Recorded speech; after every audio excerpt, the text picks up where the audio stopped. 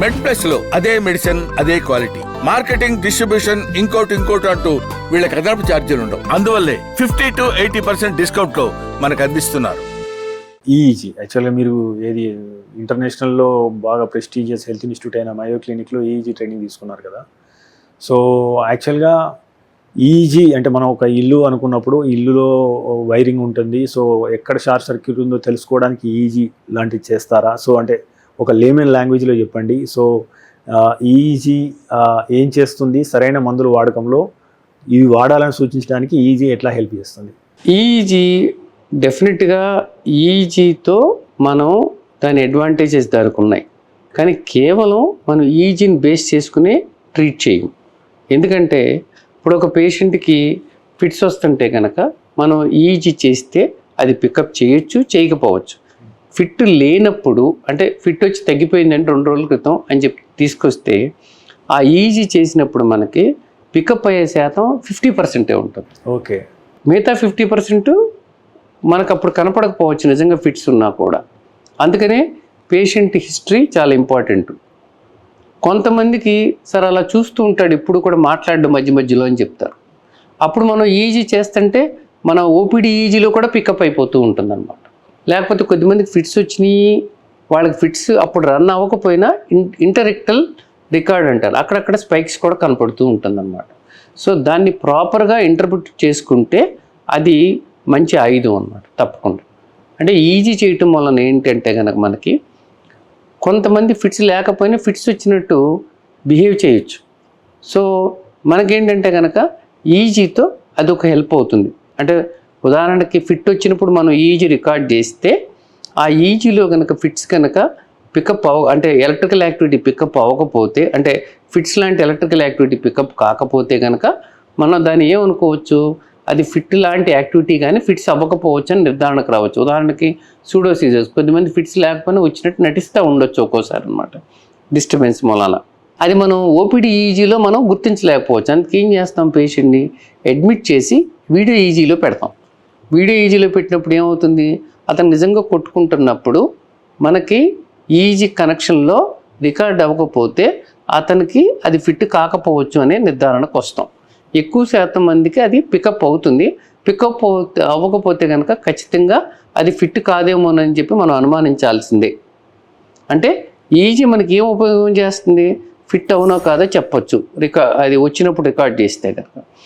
అలాగే ఫిట్ వచ్చినప్పుడు మనకి అది ఫిట్ అయిని ఇటుపక్క నుంచి వస్తుందో కూడా చెప్తుంది. అదే కాకుండా అది అసలు జనరలైజ్డ్ ఎపిలెప్సీనా లేకపోతే ఫోకల్ ఎపిలెప్సీనా. అంటే జనరలైజ్డ్ ఎపిలెప్సీ అంటే ఒక దగ్గర నుంచి స్టార్ట్ అయ్యి మొత్తం డిస్ట్రిబ్యూట్ అవుతుంది, అది జనరలైజ్డ్ ఎపిలెప్సీ. ఫోకల్ ఎపిలెప్సీ అంటే ఒక దగ్గర స్టార్ట్ అయ్యి మిగతా దానికి స్ప్రెడ్ అవ్వచ్చు, అవ్వకపోవచ్చు.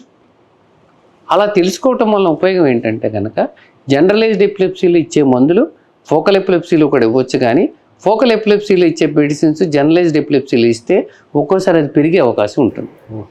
ఒకప్పుడు ఈ మెడికేషన్స్కి క్లియర్ కట్ లైన్ ఉండేది. ఇప్పుడు మనకి ట్రీట్మెంట్ లేకపోతే ఆధునిక కొత్త వైద్యంలో చాలా రకాల మందులు వచ్చేటప్పటికి రెండింటికి పనికొచ్చే మందులు వచ్చినాయి కాబట్టి ఇప్పుడు ఆ సమస్య అంత ఎక్కువగా ఉండదు. కానీ ఫిట్స్ మెడిసిన్స్ వాడుకుంటున్నా కూడా ఫిట్స్ కంట్రోల్ కావట్లేదు అంటే అది ఎందుకు వస్తుంది, ఒక పక్క నుంచి ఫిట్స్ వస్తున్నాయి, అది కంట్రోల్ కావట్లా. సో ఎంత శాతం కంట్రోల్ అవుతుంది మందులతో, ఒక రకమైన ఫిట్ ఒక మందు వాడితే కరెక్ట్ డోసేజీ రెగ్యులర్గా వేసుకుంటే 50% మందికి కంట్రోల్ అవుతాయి ఫోకల్ ఫిట్స్. ఓకే, 2 రకాల మందులు వాడుకుంటే 70% మందికి కంట్రోల్ అవుతుంది.